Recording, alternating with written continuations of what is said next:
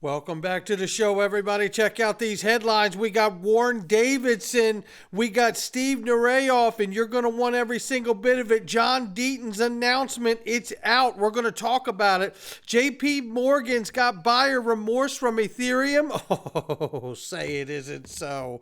FedNow, you're going to want every single bit of that. Aaron Sears from Ripple, and an XRP chart that may make us all giddy. Somebody roll that beautiful intro.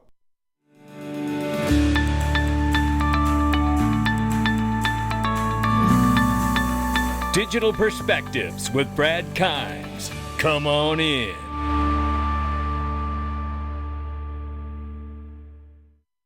Welcome back to the show. You can follow us on Twitter and YouTube for exclusive content. Right now, $1.09 trillion market cap for crypto. The market is flat this morning.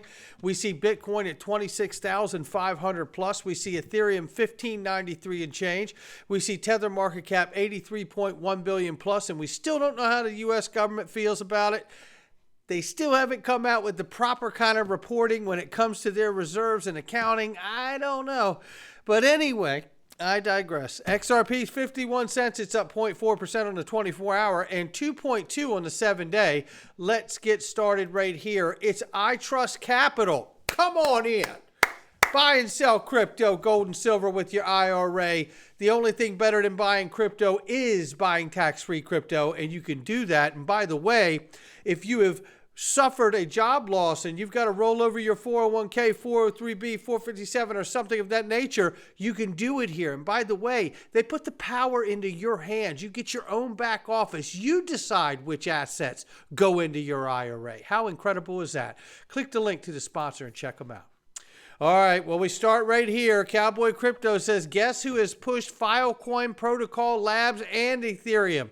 It's this guy right here, Warren Davidson. I need you to listen to this little quick clip. Most people know what iCloud is. And some people in this room certainly know what Filecoin is. And when Filecoin launched, Protocol Labs launched it as a security. But let's say they chose to do it in this third asset class. They've got their company.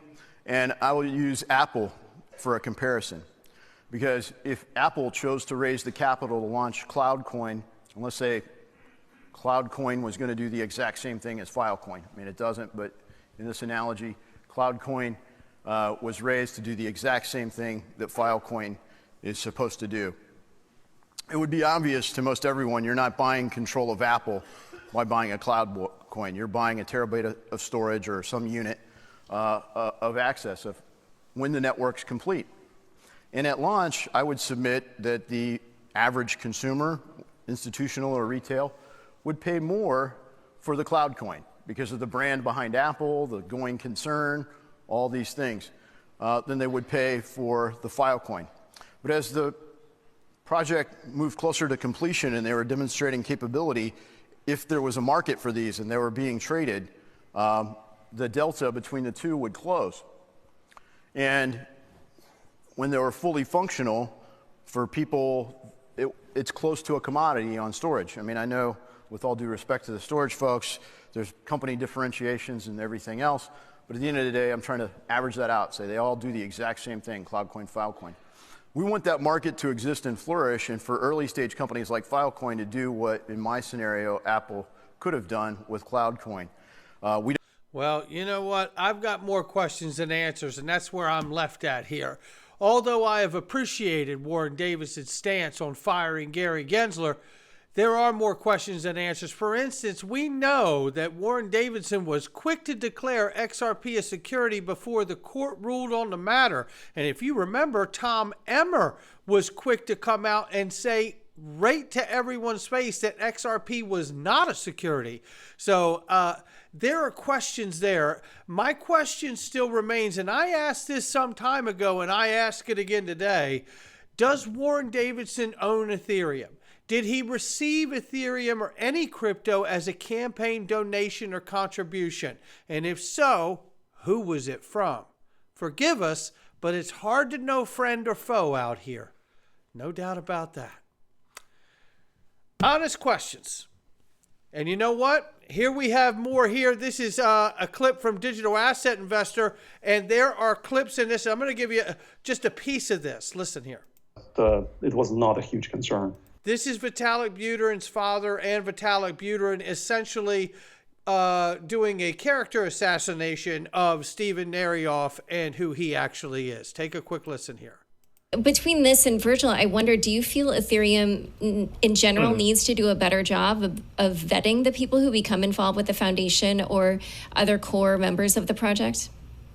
Steven is definitely a separate case. Like Ethereum before about 2015, like there's definitely, this founding team, and the founding team had like a lot of characters that today I definitely don't approve of, and at the time I had no idea how to even like tell apart good people from bad people, and pretty much everyone seemed reasonable to me, and so like at the time I definitely didn't have the ability to kind of detect the problems in someone like Steven Nerayoff, and I think since then the Ethereum Foundation has gotten much better. Since then. And it goes on and on and on. And then his father chimes in and does the same exact thing. What's interesting here is Steven Nerayoff here responds. He says, this is a father-son coordinated and scripted character assassination to make me their fall guy.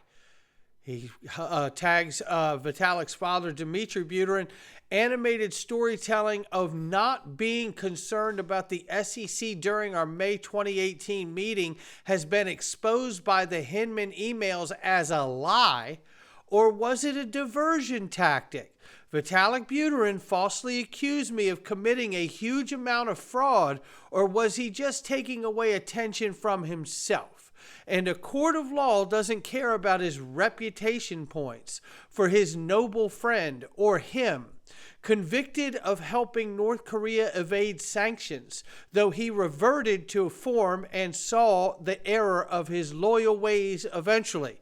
Buterin unleashed a series of tweets to defend Griffith on Sunday, repelling reports that he distanced himself and subsequently threw his arrested friend under the bus.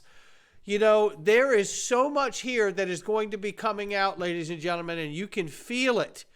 And I just want to quickly touch on this when we talk about all kinds of possible corruption, collusion, and these things in Congress itself.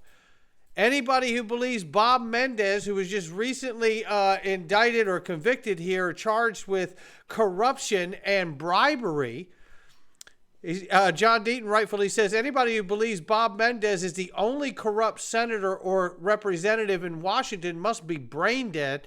My statement equally applies to the Republicans as it does the Democrats. Speaker Pelosi is 100% corrupt. Leader McConnell is 100% corrupt. Elizabeth Warren equals corruption.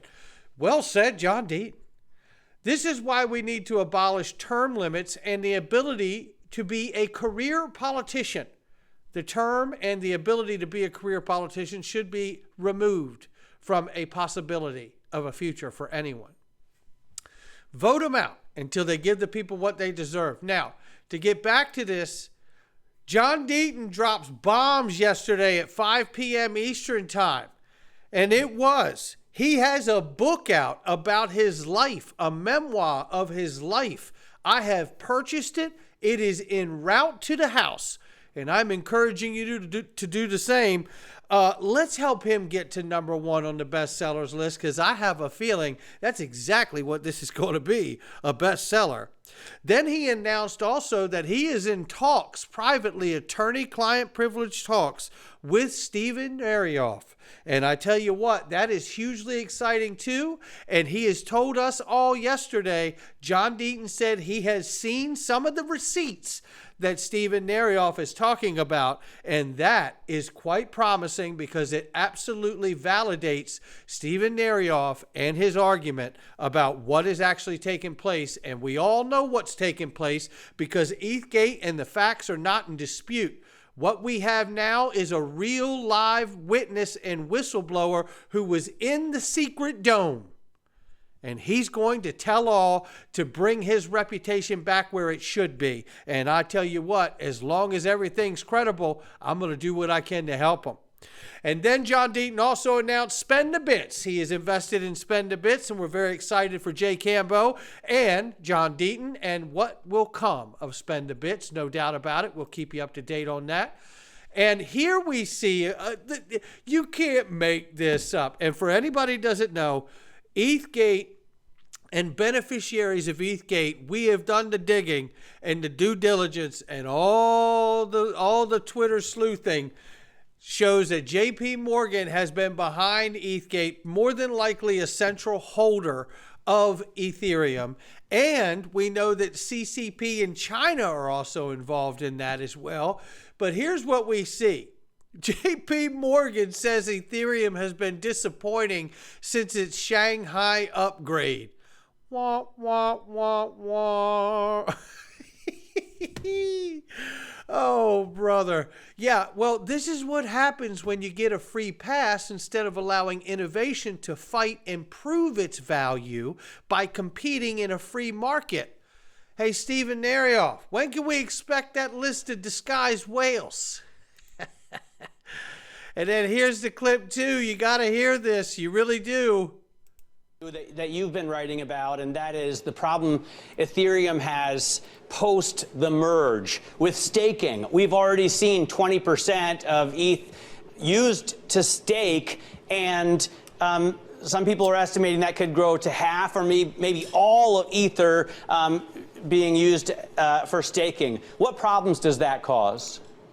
Absolutely. So it's kind of interesting. Ethereum is sort of a victim of its own success, because a year ago, when it went through a major software upgrade called the merge, there was a lot of uncertainty about how much of the Ether currently in circulation would be staked or used to secure the network. And of course, you need a lot of Ether to secure the network. And what we are seeing now is 20% is already staked.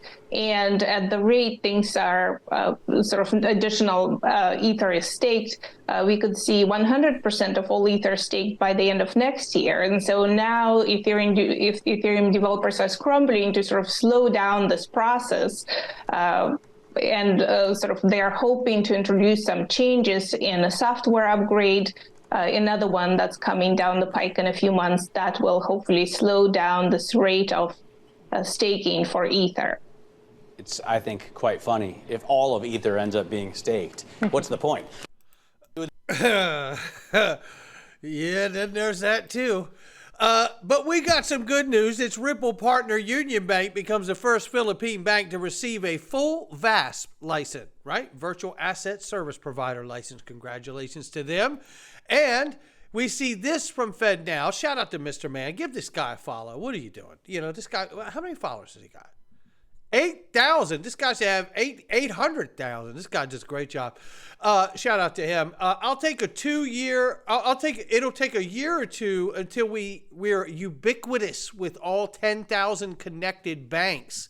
Well, take a listen to this really quickly. You look at the ACH network, and you pretty much have ubiquitous reach to all financial institutions in the U.S. And that's going to take us some time with instant payments, whether that's the RTP network or FedNow. We are extremely excited by the pipeline of customers that we have right now. We're extremely excited about some of the third-party service providers we're working with on their pipelines. But I don't see us being a ubiquitous to all 10,000 financial institutions anytime in the next year or two. And so it's going to take us a little bit of time till we're ubiquitous, which is going to be important for user experience. And we totally get it. This is not a small undertaking, but extremely excited by the third-party providers. Okay. Well, we know at least one of those third-party providers is Volante, right? And Volante is a Ripple partner, and they are accessing SWIFT, GPI, SWIFT, Go, Ripple, Visa B2B, Visa Direct, and MasterCard Send, just to say a few. So we know that we're in the mix, ladies and gentlemen. Just how it shakes out in the ultimate picture, who knows? But that's the beauty of being here. Isn't that the fun of being an investor, a speculator in these markets? I absolutely love it. I'm excited to find out how much it plays out. So I can't wait to learn more.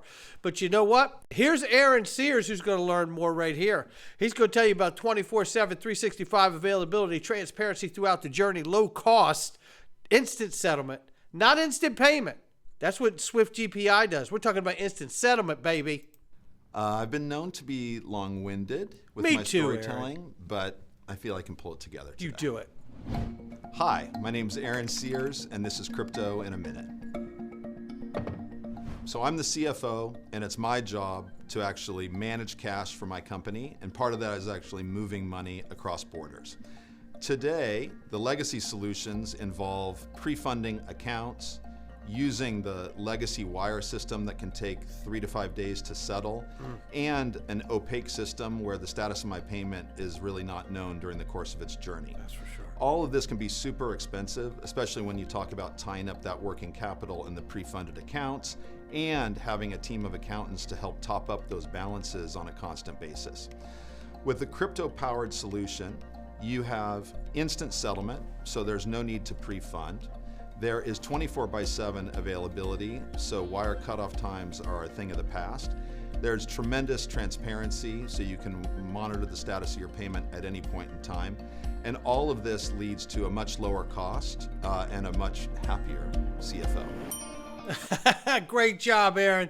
You put it in there, and that brings it home, doesn't it? But let's look at this.